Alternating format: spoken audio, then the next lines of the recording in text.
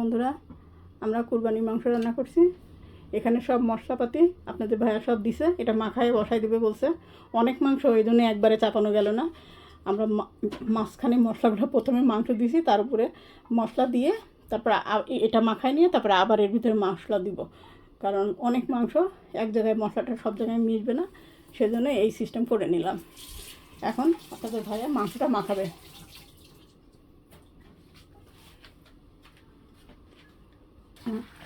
বন্ধুরা, এই যে আপনাদের ভাইয়া মাখাচ্ছে, কারণ এটা মাখানো হলে আবার এর ভিতরে আমরা মাংস ঢেলে দিব, তারপর মাখাবো আবার, নাহলে এই জায়গাতে হচ্ছে না, জায়গাতে অত ভালো মাখানো যাবে না। আমি বড় পাতিল দেখেই বসাইছি, তবু এটাতে হলো না। এখন আবার ওই মাংসগুলো ঢেলে দিবেন।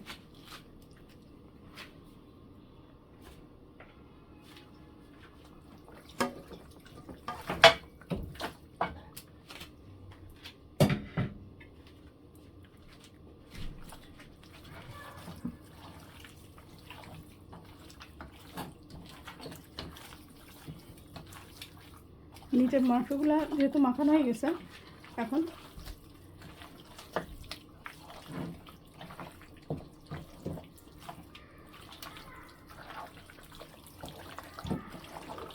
এখানে তেল, লবণ সব কিছু আমাদের দেওয়া কমপ্লিট, পেঁয়াজ সব দেওয়া হয়ে গেছে, এলাচ, দারুচিনি, লবঙ্গ, তেজপাতা সবটাই দিছি আমি।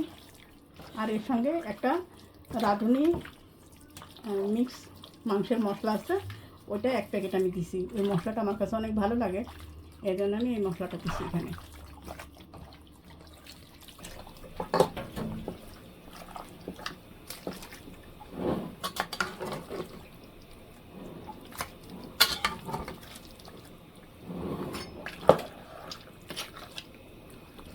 মশলাটা সুন্দর মতো মাখাইছে, এখন আমি এই ঢাকনা দিয়ে ঢেকে দেবো।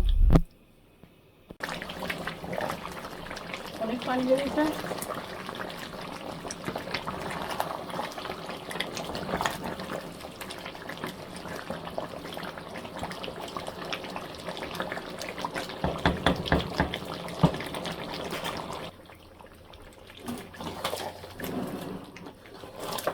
মাংসটা রান্না শেষ হয়ে গেল।